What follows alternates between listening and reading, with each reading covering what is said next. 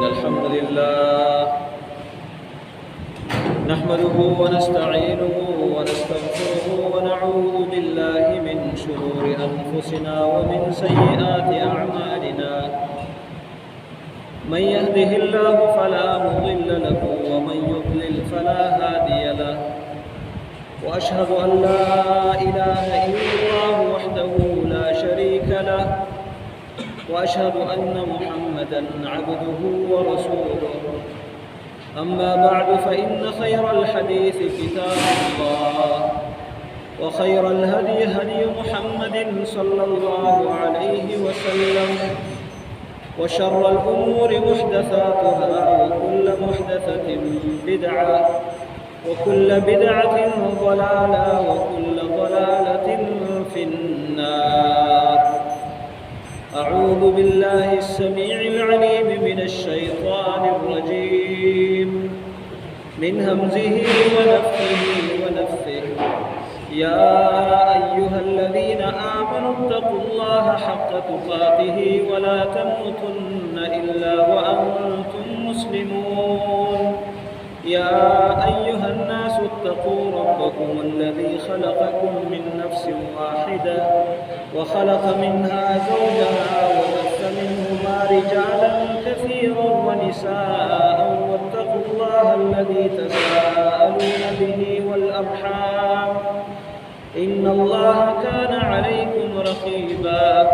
يا أيها الذين آمنوا اتقوا الله وقولوا قولا سديدا يصلح لكم أعمالكم ويغفر لكم ذنوبكم ومن يطع الله ورسوله فقد فاز فوزا عظيما.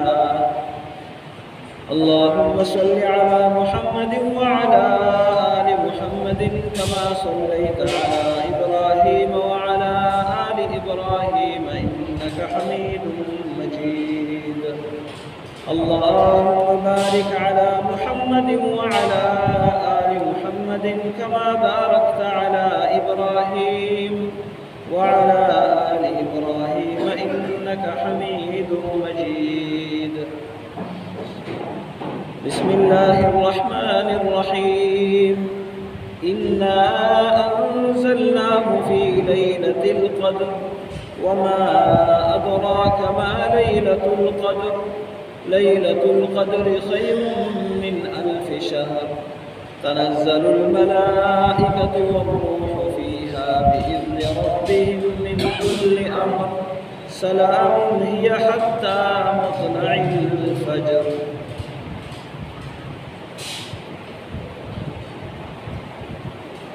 انسان کی زندگی کے سب سے بابرکت ایام اور سب سے زیادہ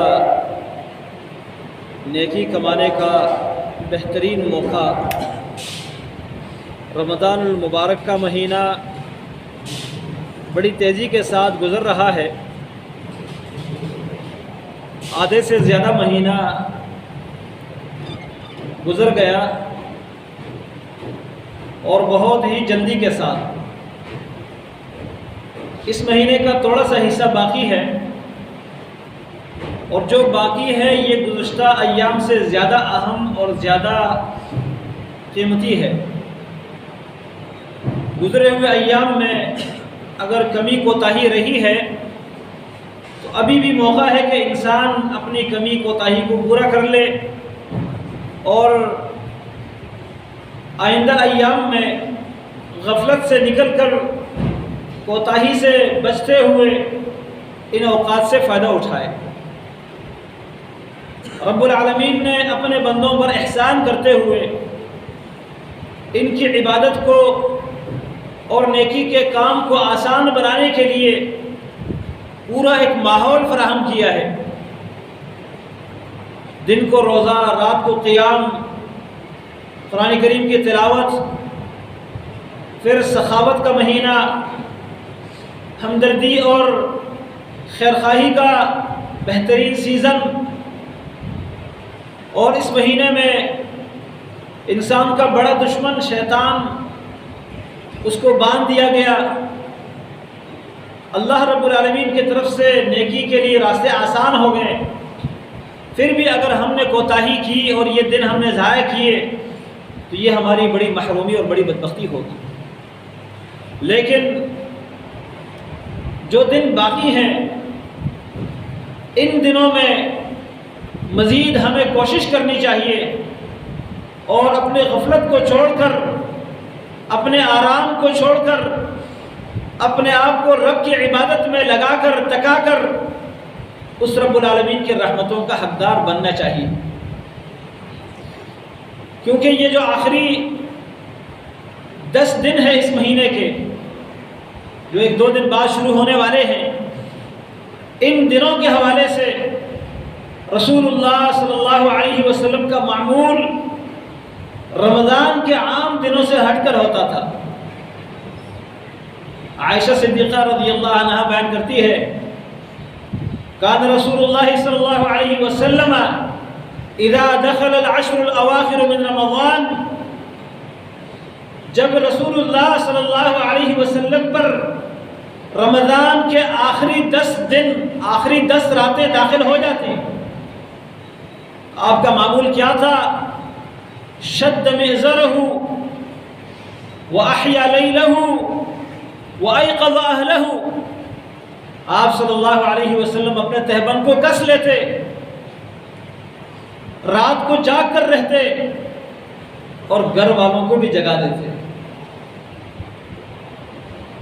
اپنے تہبند کو کسنے کا مطلب یا تو عبادت کے لیے، رات کے قیام کے لیے، نیکی کے کاموں کے لیے کمر بستہ ہو جاتے، مستعد اور تیار ہو جاتے، اور دوسرا مطلب اس کا یہ ہے کہ اپنی عورتوں سے علیحدگی اختیار کرتے، اللہ تعالیٰ کی عبادت میں پوری رات گزارتے تھے۔ اور فرمایا احیا لیلہ، رات سوتے نہیں تھے۔ عام دنوں میں آپ کا معمول ہوتا کبھی سوتے کبھی آرام کرتے، لیکن رمضان کی راتوں میں آپ زیادہ تر قیام کرتے، اور جب آخری 10 راتیں داخل ہوتی تو پھر رات کو مکمل طور پر عبادت میں آپ گزارتے، رات سوتے ہی نہیں۔ یہ آپ صلی اللہ علیہ وسلم کا معمول تھا، اور صرف خود نہیں، وَأَيْقَظَ أَهْلَهُ، اپنے گھر والوں کو بھی جگا دیتے تاکہ وہ بھی اس کے خیر اور برکت سے محروم نہ ہو، کیونکہ یہ جو آخری عشرہ ہے، آخری 10 راتیں ہیں، نبی صلی اللہ علیہ وسلم کا معمول یہ ہے، کان رسول اللہ صلی اللہ علیہ وسلم یجتہد فی العشر الاواخر من رمضان ما لا یجتہد فی غیرہ، نبی کریم صلی اللہ علیہ وسلم رمضان کے آخری عشرے میں، آخری 10 راتوں میں عبادت کرنے میں جو محنت کرتے، اتنی محنت باقی راتوں میں نہیں کرتے تھے، جبکہ آپ کی باقی راتوں کی محنت کا عالم یہ ہے، رات کو قیام کرتے کرتے آپ کے پاؤں سوج جاتے ہیں، آپ کے پاؤں زیادہ کھڑے ہونے کی وجہ سے پڑ جاتے ہیں، اور آپ صلی اللہ علیہ وسلم ایک رکعت میں سینکڑوں آیتیں تلاوت کرتے ہیں، بعض دفعہ 3 پارے آپ صلی اللہ علیہ وسلم ایک رکعت کے اندر تلاوت کرتے ہیں۔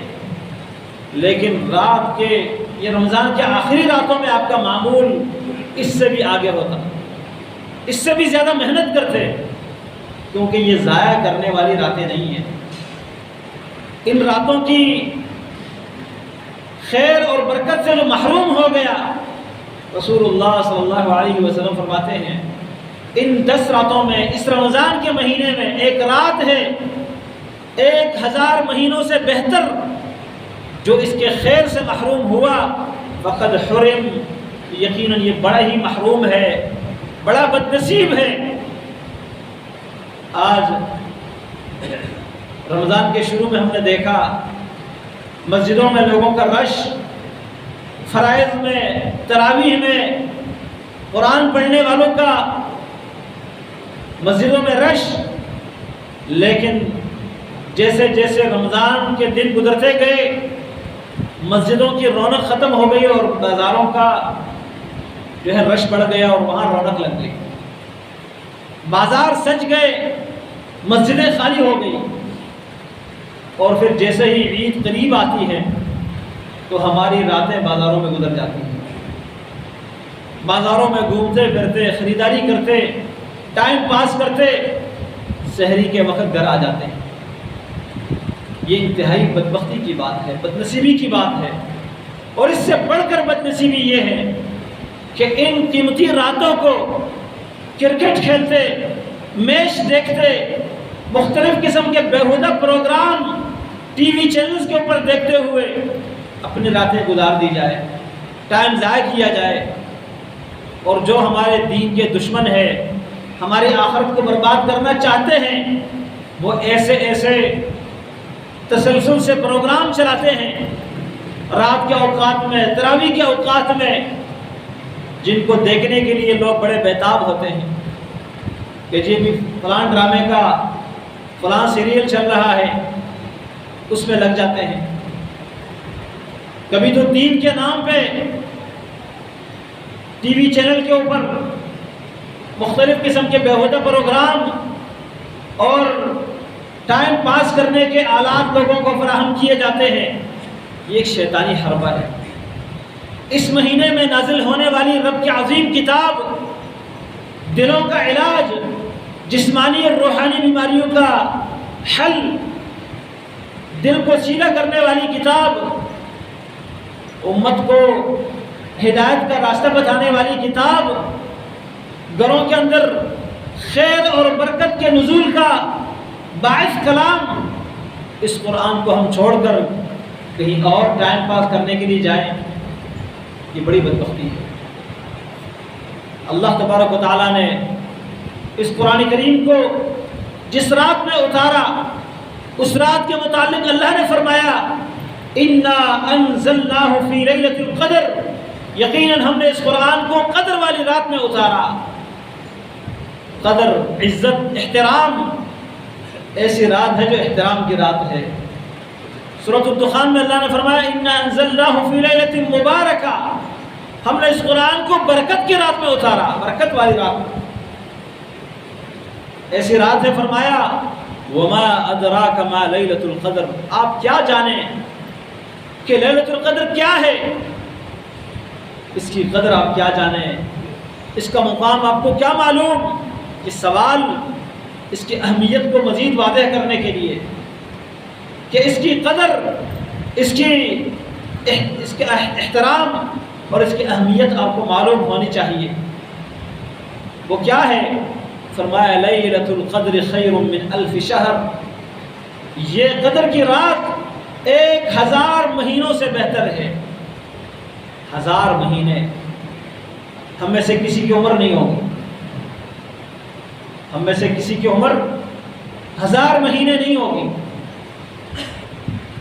اور 1000 مہینوں سے یہ بہتر،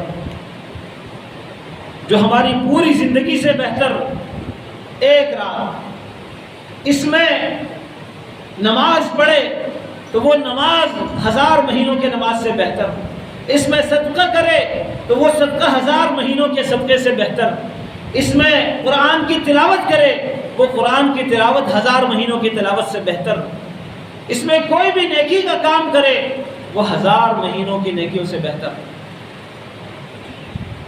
اور کچھ لوگ جو نیکی کے حریص ہوتے ہیں، اللہ تعالیٰ کو راضی کرنے کا شوق اور جذبہ رکھتے ہیں، وہ تو کوشش یہ کرتے ہیں کہ اس رات کوئی نیکی رہ نہ جائے، وہ صدقہ بھی کرتے ہیں اپنے مال میں سے کچھ حصہ، بلکہ کچھ لوگوں کو میں نے دیکھا وہ صدقہ کرنے کے لیے جو انہوں نے مال رکھا ہوتا ہے پورے رمضان میں، فرضی زکوٰۃ کی نہیں بات کر رہا، نفلی صدقہ وہ پورے رمضان میں جو کرتے ہیں وہ تو کرتے ہیں، لیکن آخری عشرے کے لیے کچھ خاص حصہ رکھتے ہیں اور اس کو پھر 10 راتوں پر تقسیم کرتے ہیں، اور ان 10 راتوں میں سے جو طاق آتے ہیں ان کے لیے اسپیشل کوئی حصہ رکھتے ہیں کہ میں نے کوئی بھی رات صدقہ کیے بغیر نہیں رہنا۔ وہ 21ویں رات کو بھی کرتے ہیں صدقہ، 22ویں رات کو، 23ویں رات کو، آخر تک تمام ان 10 راتوں میں صدقہ کرنے کے لیے انہوں نے کوئی نہ کوئی حصہ رکھا ہوتا ہے، تاکہ اس رات میں صدقہ کرنے والوں میں سے شمار ہو جاؤں۔ یہ نیکی کے پلاننگ کرنے والے لوگ بھی ہوتے ہیں۔ ہم تو دنیا کے لیے بڑے منصوبے بناتے ہیں، لیکن ایسے لوگ بھی ہمارے اس معاشرے میں بھی موجود ہیں جو نیکی کے لیے پلاننگ کرتے ہیں کہ میں رمضان کی آخری طاق راتوں میں کسی رات کی نیکی سے محروم نہ ہو جاؤں۔ وہ صدقہ بھی کرتے ہیں، وہ قرآن بھی پڑھتے ہیں، وہ رات کو قیام بھی کرتے ہیں، وہ تسبیحات بھی پڑھتے ہیں، وہ استغفار بھی کرتے ہیں، وہ رشتہ داروں کے ساتھ حسن سلوک بھی کرتے ہیں، والدین کے ساتھ وہ کچھ وقت گزار کر ان کی خدمت بھی کرتے ہیں، ان سے دعائیں بھی لیتے ہیں، اپنے رشتہ داروں کے ساتھ رابطہ کر کے، ملاقات کر کے ان کے حال احوال پوچھتے ہیں، ان کی ضرورتوں کو پورا کرتے ہیں، اپنے پڑوسیوں کے معاملات کو دیکھ کر ان کے ساتھ تعاون کرتے ہیں، تاکہ اس رات میں کوئی نیکی ایسے نہ ہو جو ہم سے رہ جائے۔ ہمیں بھی ایسا کرنا چاہیے۔ اور اس کے ساتھ ساتھ رسول اللہ صلی اللہ علیہ وسلم نے اس آخری عشرے میں جو خاص طور پر لیلۃ القدر کی تلاش ہے، اس حوالے سے اپنے امت کو ترغیب دلائی ہے۔ فرمایا مجھے لیلۃ القدر دکھائی گئی تھی، میں آیا تمہیں بتانے کے لیے، صحیح بخاری کی حدیث ہے، تمہیں بتانے کے لیے آیا، لیکن آ کر میں نے دیکھا 2 آدمی آپس میں جھگڑ رہے تھے، اختلاف کر رہے تھے، اور اختلاف کی اتنی بڑی نحوست ہے، آپس میں لڑائی جھگڑے کے اتنے بڑے نقصانات ہیں۔ فرمایا اللہ تعالیٰ نے اس کا علم مجھ سے اٹھا لیا، اب اس کا علم میرے پاس نہیں رہا۔ یہ کون سی رات ہے؟ جو علم اللہ نے دیا تھا، وہ اللہ کا دیا ہوا علم تھا، اللہ نے واپس لے لیا۔ لہذا اتنی بات مجھے یاد ہے کہ یہ رمضان کے آخری 10 راتوں میں، اور آخری 10 راتوں میں سے بھی جو طاق راتیں ہیں، ان کے اندر اس رات کو تلاش کرو۔ اس سے معلوم ہوتا ہے کہ اس رات کو تلاش کرنا پڑتا ہے۔ اور تلاش کیسے کی جائے گی؟ اس رات کو جاگ کر رہنا، اللہ کی عبادت میں وقت گزارنا، اللہ تعالیٰ سے بخشش کی دعائیں کرتے رہنا، اور پھر یہ بھی ممکن ہے کہ انسان اس رات کو پا لے۔ عائشہ صدیقہ رضی اللہ عنہ نے فرمایا اللہ کے نبی صلی اللہ علیہ وسلم اگر میں اس رات کو پا لوں تو میں کیا پڑھوں؟ آپ نے فرمایا یہ پڑھا کرو اللہم انک عفو تحب العفو فاعف عنی، اے اللہ تو بہت ہی درگزر کرنے والا ہے، درگزر کرنے کو پسند کرتے ہیں، مجھ سے درگزر فرما لے۔ یہ دعا ہمیں یاد رہنی چاہیے۔ لیلۃ القدر کے حوالے سے کچھ لوگ یہ سمجھتے ہیں کہ رات کو کوئی الگ ماحول ہوتا ہے، الگ فضا ہوتی ہے، اور الگ کوئی ترتیب، اور کچھ لوگ کہتے ہیں ہر چیز سجدے میں گری ہوئی ہوتی ہے۔ ہر چیز کا سجدہ کرنا برحق ہے، لیکن سجدے کا ہمیں علم نہیں ہے۔ ہر چیز اللہ کے لیے سجدہ کرتی ہے، لیکن ان کا سجدہ ہم نہیں جانتے۔ اتنا ہے کہ رسول اللہ صلی اللہ علیہ وسلم نے اس رات گزرنے کے بعد سورج طلوع ہونے کے حوالے سے فرمایا کہ سورج طلوع ہوگا تو اس کی شعاعیں نہیں ہوگی، ایک ٹکیا ہوگا، سورج روٹی کی طرح گول ٹکیا ہوگا، اس کی شعاعیں اور کرنیں نہیں ہوگی۔ یہ نشانی بتلائی ہے۔ باقی اس رات کے حوالے سے انسان کو عبادت کرتے رہنا چاہیے، اور ان طاق راتوں میں 10 راتیں جاگ کر گزار کر اللہ تعالیٰ کی عبادت میں وقت لگانا چاہیے، تاکہ کوئی بھی رات ہو تو وہ ہمیں نصیب ہو جائے لیلۃ القدر۔ اور اس رات کے بارے میں اللہ نے فرمایا سلام ہی، یہ سلامتی کی رات ہے، حتی مطلع الفجر، فجر طلوع ہونے تک پوری رات سلامتی والی ہے۔ اور اس رات کے بارے میں فرمایا کہ اللہ تعالیٰ کے فرشتے جبریل امین سمیت وہ زمین پر اتر آتے ہیں، یعنی اللہ تعالیٰ کی رحمتوں کو لے کر آتے ہیں۔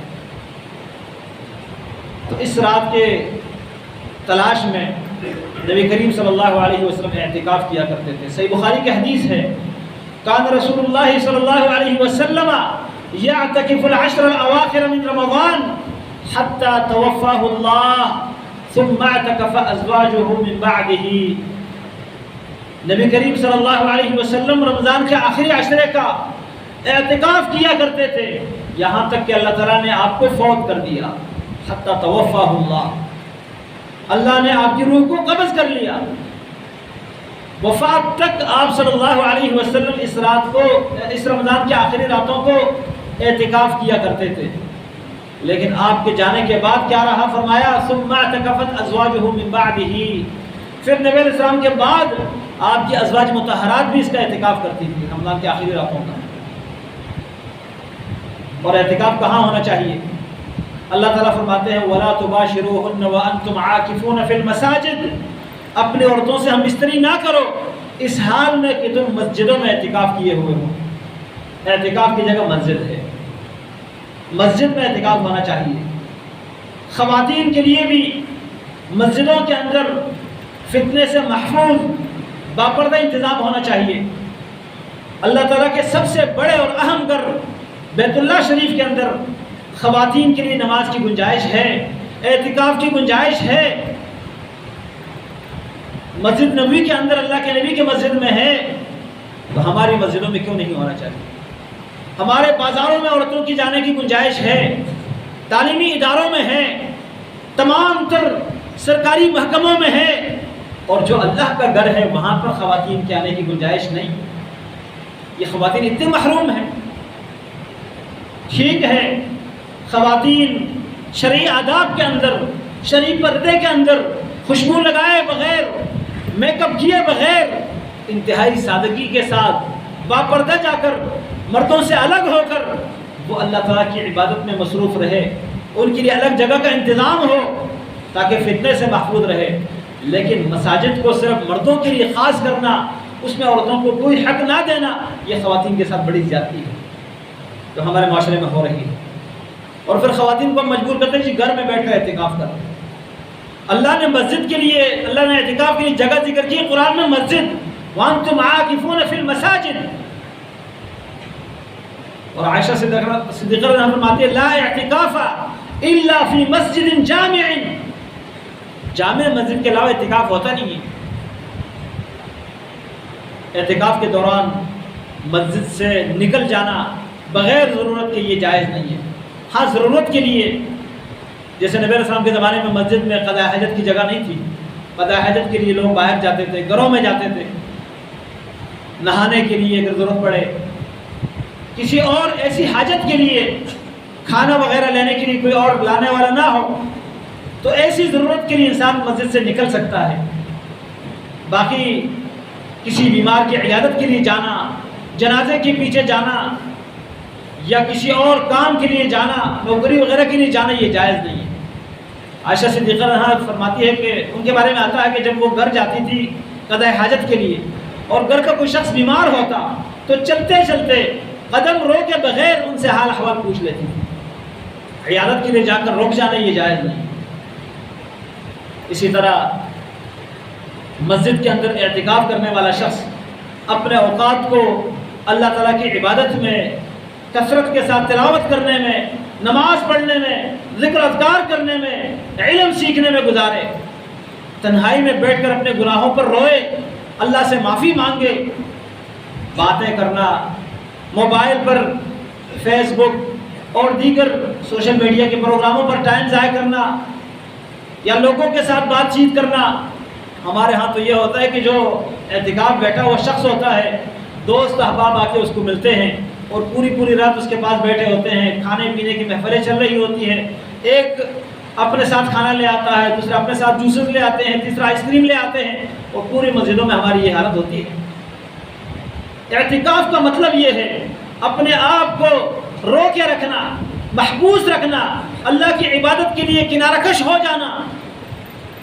سال کے 12 مہینے, پھر رمضان کے پورے 20 دن ہم دنیا کے معاملات میں لگے رہتے ہیں, اور ان 10 دنوں میں سنت بھی اس میں یہ ہے کہ حجرہ لگایا جائے, مسجد میں حجرے لگائے جائیں. اگرچہ حجرے کے بغیر بھی اعتکاف جائز ہے, لیکن سنت یہ ہے کہ حجرہ لگایا جائے.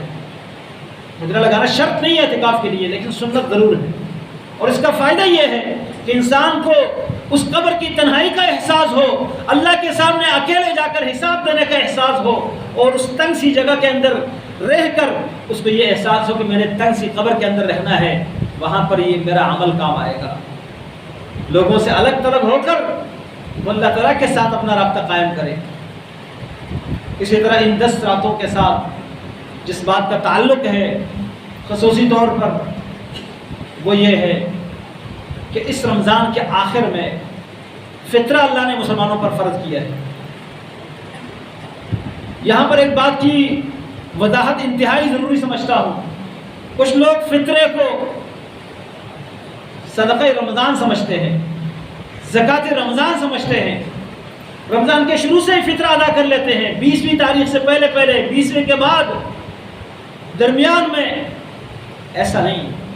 احادیث کا مطالعہ کر کے دیکھیے، اللہ کے نبی صلی اللہ علیہ وسلم نے اس کو صدقۃ الفطر، زکوٰۃ الفطر کا نام دیا ہے۔ یہ فطر رمضان نہیں، فطر کہتے ہیں روزہ افطار کرنے کو، روزہ کھولنا، عید الفطر منانا۔ یہ عید الفطر کی زکوٰۃ ہے، یہ رمضان کی زکوٰۃ نہیں ہے۔ یہ عید الفطر کا صدقہ ہے، یہ رمضان کا صدقہ نہیں ہے۔ اس لیے صحابہ کرام کا معمول کیا تھا؟ اس کا ٹائم جو شریعت نے بتایا ہے وہ ہے عید کی نماز کے لیے نکلنے سے پہلے ادا کرنا۔ بہترین ٹائم عید کا چاند نظر آنے کے بعد عید کی نماز کے لیے نکلنے سے پہلے ادا کرنا اس کا بہترین ٹائم ہے۔ اور سنت کے مطابق صحابہ کرام عبداللہ ابن عمر رضی اللہ عنہ فرماتے ہیں کہ ہم عید سے 1 یا 2 دن پہلے بھی زکوٰۃ فطر نکالتے تھے، صدقہ فطر نکالتے تھے، ادا کرتے تھے۔ اس کا معنی یہ ہوا کہ عید سے 1 دن پہلے یا 2 دن پہلے بھی اس کو ادا کیا جا سکتا ہے، لیکن اتنے پہلے کہ رمضان کے شروع میں یا رمضان کے درمیان میں کوئی ادا کر لے، یہ طریقہ درست نہیں ہے۔ اور پھر یہ بھی بات یاد رہنی چاہیے کہ نبی صلی اللہ علیہ وسلم اللہ کے رسول ہیں، آپ کے بتلائے ہوئے الفاظ اللہ کی وحی کے تابع ہیں، اپنے طرف سے نہیں بتائے، اور اللہ تعالیٰ بھولتا نہیں ہے۔ اللہ تعالیٰ کو آنے والے تمام حالات کا پتہ ہے کہ کس کی کیا ضرورت ہوگی، اس کی ضرورت کیسے پوری کرنی ہے۔ اللہ کے نبی صلی اللہ علیہ وسلم نے صدقہ فطر کے بارے میں فرمایا، صاعا من طعام او صاعا من شعیر او صاعا من بر او صاعا من اقط او صاعا من تمر او کما قال علیہ الصلوۃ والسلام۔ 1 صاع ایک پیمانہ ہے، فرمایا 1 صاع خوراک، صاع گندم، صاع جو، صاع کھجور، صاع پنیر، اور بعض حدیثوں میں صاع من دقیق، آٹے کے 1 صاع۔ صاع ایک پیمانہ ہے، یہ وزن نہیں ہے۔ ہمارے ہاں معاشرے میں لوگ کہتے ہیں 2.5 کلو کھجور، 2.5 کلو چاول، 2.5 کلو فلان اور فلان۔ ایسا نہیں ہے۔ آپ کھجور اگر 100 تولیں گے اس کا وزن گندم کے وزن سے الگ ہوگا۔ صاع ایک برتن ہے، اس برتن کے اندر گنجائش جو ہوتی ہے وہ یہ ہے کہ 4 لپے، 4 مد، جو حجازی صاع ہے۔ مکہ اور مدینہ میں جو صاع استعمال ہوتا تھا ایک عراقی صاع ہے جو الگ ہے، لیکن اصل صاع جو ہے ہمارے لیے شریعت کے مطابق ہے وہ صاع مدنی ہے۔ امام ابو یوسف رحمہ اللہ، امام ابو حنیفہ رحمہ اللہ کے شاگرد ہیں۔ پہلے وہ عراقی صاع کو معتبر سمجھتے تھے، جب وہ مدینہ آئے امام مالک رحمہ اللہ سے ملاقات کی، صاع کے بارے میں گفتگو ہوئی۔ امام مالک نے انصار صحابہ کرام کے پوتوں اور نواسوں سے کہا کہ جاؤ اپنے بزرگوں کے استعمال میں جو صاع ہوا کرتا تھا وہ لے آؤ۔ امام ابو یوسف فرماتے ہیں کہ مدینہ کا رہنے والا ہر رہائشی اپنے بغل میں 1 صاع چھپا کے لایا ہوا۔ اس نے جب پیش کیا تو وہ صاع چیک کیا کہ وہ 4 مد کا تھا، 4 مد۔ عراقی صاع 5 مد کا ہے اور یہ 4 مد کا ہے۔ مد کیا ہے؟ مد انسان جو معتدل انسان ہو، جس کے جسم کے اعضاء زیادہ بڑے بھی نہ ہو زیادہ چھوٹے بھی نہ ہو، وہ اپنے دونوں ہتھیلیوں کو ملائیں اور دونوں ہتھیلیاں کھول کے کسی چیز سے بھر دے، جس کو ایک لپا کہا جاتا ہے۔ لپا پنجابی میں، اردو میں بھی استعمال ہوتا ہے۔ 1 لپا 1 مد ہے اور 4 لپے 1 صاع ہے۔ یہ آسان، بالکل اس میں کسی کوئی پڑھے لکھے ہونے کی ضرورت نہیں ہے، کوئی حساب کتاب کی ضرورت نہیں ہے، 4 لپے زمینداروں کا حساب ہے۔ یہ زمیندار لوگ بھی سیدھے سادے ہوتے ہیں، ان کا حساب بھی سادہ ہوتا ہے۔ 4 لپے یہ 1 سا ہے، اور میں نے اس کا اندازہ جو لگایا ہے، یا سعودی عرب سے جو وہاں پر متداول سا ہے، تاریخ کے جو حقائق کے ساتھ موافقت رکھنے والا سا، اس کا اندازہ ہم نے لگایا ہے، تو وہ 2.5 کلو سے تھوڑا سا کم آتا ہے آٹا۔ گندم کا جو آٹا ہے 2.5 کلو سے تھوڑا سا کم آتا ہے، لیکن احتیاط کے تقاضے کے مطابق 2.5 کلو کا حساب لگایا جاتا ہے۔ تو گندم کا تو کہا جا سکتا ہے کہ گندم کا آٹا 2.5 کلو 1 سا کے برابر ہے، لیکن کھجور کو اگر آپ وزن کریں گے تو اس کا وزن بہت زیادہ آئے گا، کھجور باری ہے، اس لیے اس بات کو سمجھ لینا چاہیے۔ دوسری بات یہ ہے کہ نبی صلی اللہ علیہ وسلم کے زمانے میں دینار اور درہم یہ کرنسی ہوا کرتی تھی، خرید اور فروخت لوگ اسی سے کرتے تھے، لیکن کسی بھی حدیث میں نبی علیہ السلام نے فطرے میں اس چیز کے دینے کا ذکر نہیں کیا۔ کیوں؟ آپ نہیں جانتے تھے کہ ایسا وقت آ سکتا ہے جو لوگوں کو دینار اور درہم کی ضرورت ہوگی۔ آج ہم کہتے ہیں چیز ضرورت اسی کی ہے، ہر شخص جو ہے وہ پیسے سے چیزیں خریدتا ہے، آٹے کی ضرورت تو کسی کسی کو ہوتی ہے۔ میں کہتا ہوں کہ پیسے کی ضرورت مالدار کو بھی ہے، غریب کو بھی ہے، پیسہ لینے سے کوئی انکار نہیں کرے گا، لیکن آٹا، راشن، خوراک وہی شخص لے گا جو ضرورت مند ہوگا۔ آپ کا پیسہ کسی بھی کام میں لگ سکتا ہے، ضرورت سے زائد کاموں میں لگ سکتا ہے، اسراف اور تبذیر کے کاموں میں بھی لگ سکتا ہے، موبائل انٹرنیٹ کے پیکج پر بھی لگ سکتا ہے، اور جائز کام میں بھی لگ سکتا ہے، لیکن جو آپ کی خوراک ہے وہ کسی کتے کے پیٹ میں بھی جائے تو آپ کو اس پر بھی اجر ملے گا۔ ایک خاتون نے کتے کو پانی پلایا، اللہ نے اس کو جنت دے دی، اس کے گناہوں کو معاف کیا۔ تو خوراک دینا اس کی کوشش کرنی چاہیے۔ اگرچہ کچھ علماء نے اس کے متبادل پیسے دینے کو جائز قرار دے دیا ہے۔ سیدنا عمر بن عبدالعزیز رحمہ اللہ، خلیفہ، مسلمانوں کے بہت بڑے خلیفہ ہے، انہوں نے بھی اس وقت کی کرنسی دینار اور درہم کو گندم اور جو کے بدلے میں اعلان کیا تھا کہ یہ بھی دینا ٹھیک ہے، ان کا اجتہاد ہے، اس کو ہم غلط نہیں کہیں گے، لیکن ہم کہتے ہیں جو پیارے نبی کے الفاظ ہیں صلی اللہ علیہ وسلم، خود سے کسی کے الفاظ یا کسی کا اجتہاد بہتر نہیں ہو سکتا۔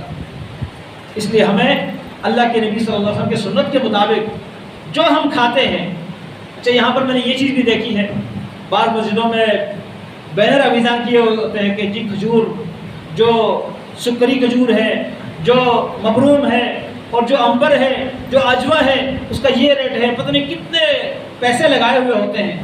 ایسا نہیں ہے۔ عرب لوگ کھجور بطور جزا کھاتے تھے، ہم بطور جزا نہیں کھاتے۔ افطاری میں 1-2 کھجور کھا لیتے بڑی مشکل سے، وہ لوگ ابھی بھی افطاری میں پورا پیکٹ کھا لیتے ہیں، ڈبہ کھا لیتے ہیں۔ اور ہمارے ہاں جو کھایا جاتا ہے چاول ہے، آٹا ہے گندم کا، یا جو بھی اس کے علاوہ کسی علاقے میں رائج خوراک ہو، وہ خوراک 1 سا کے برابر، 1 سا جو بھی اس کا وزن بنے وہ دے دینا چاہیے ایک بندے کی طرف سے، چھوٹا ہو، بڑا ہو، مرد ہو، عورت ہو، جو عید کی رات پیدا ہونے والا ہو اس کی طرف سے بھی ادا کرنا چاہیے، اور یہ ضروری ہے، یہ فرض ہے، فرض۔ اللہ کے نبی صلی اللہ علیہ وسلم کے صحابی عبداللہ بن عمر فرماتے ہیں فرض رسول اللہ صلی اللہ علیہ وسلم زکاۃ الفطر صاع من تمر او صاع من عقت او صاع من طعام او کما قال علیہ السلام۔ تو ہمیں فطرے کی ادائیگی کے حوالے سے بھی یہ بات ذہن میں رکھنی چاہیے کہ یہ رمضان کے آخر میں ادا کرنا ہے، اور یہ مساکین کی خوراک ہے۔ مسجد میں اس کو لگانا، کسی اسپتال کی تعمیر میں، اسپتال میں مریضوں کے علاج میں لگانا، یا کسی اور ایسے رفاہی کاموں میں لگانا، یہ صدقہ فطر کا مد نہیں ہے۔ صدقہ فطر جو ہے طعمۃ للمساکین، یہ مساکین کی خوراک ہے۔ اس لیے ہمیں مساکین کو اس دن بھیک مانگنے سے مستغنی کر دینا چاہیے، بے حاجت کر دینا چاہیے، اور اپنے آس پاس دیکھیں ہمارے معاشرے میں بکاری پروفیشنل طریقے سے جو مانگنے والے ہیں وہ بہت کچھ کماتے ہیں، یہ ان کی کمائی کا مہینہ ہوتا ہے، لیکن جو سفید پوش آپ کے پڑوس میں، آپ کے رشتہ داروں میں ہوتے ہیں، ان کا آپ کو پتہ نہیں ہوتا۔ آپ کے اپنے ملازمین میں، اپنے ساتھ کام کرنے والوں میں ذرا ڈھونڈ لے، تلاش کر لے، جو مانگنے والے نہیں ہیں وہ زیادہ حقدار ہیں، ان کو دے دیجئے۔ اپنے رشتہ داروں میں سے دیکھیں غریبوں کو، ان کو دے دیجئے۔ اپنے پڑوسیوں میں سے، یہ خیر کا کام ہے، اور اس خیر کے کام میں اخلاص ہونا چاہیے، اس میں دکھلاوے کی کوئی ضرورت نہیں ہے، اس میں جان چھڑانے کی کوئی ضرورت نہیں ہے، مستحق جگہوں تک یہ پہنچا دیجیے تاکہ آپ کا صدقہ اللہ کے ہاں قبول ہو۔ اللہ تعالیٰ مجھے اور آپ کو رمضان کے مبارک مہینے کی برکتوں کو سمیٹنے کی توفیق عطا فرمائے، اور یہ جو آخری عشرہ باقی ہے اللہ تعالیٰ ہمیں بھرپور طریقے سے ان کی برکتوں کو حاصل کرنے کی توفیق دے، اللہ تعالیٰ ہمیں زیادہ سے زیادہ صالح عمل کرنے کی توفیق دے۔ اقول قولی ھذا واستغفر اللہ لي ولکم۔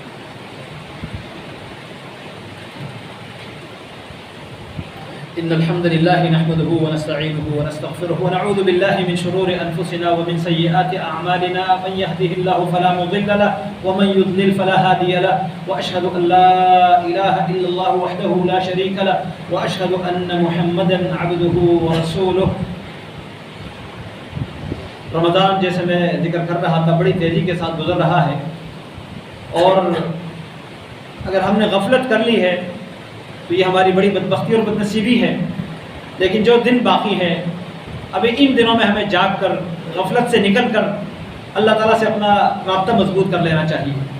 کتنے ایسے گناہ ہوں گے جن کے لیے ہم انتظار کر رہے تھے کہ رمضان کا مہینہ آئے گا تو ہم ان کو چھوڑیں گے، کتنے ایسے اللہ تعالیٰ کی نافرمانی اور مخالفتیں ہوں گی جن کا ہم نے یہ سوچا ہوگا کہ چلے اس رمضان میں اپنی اصلاح کر لوں گا، کسی عزیز رشتہ دار سے تعلقات ختم کیے ہوئے ہوں گے، یہ ہم نے سوچا ہوگا کہ رمضان میں اس سے تعلقات بحال کر لوں گا۔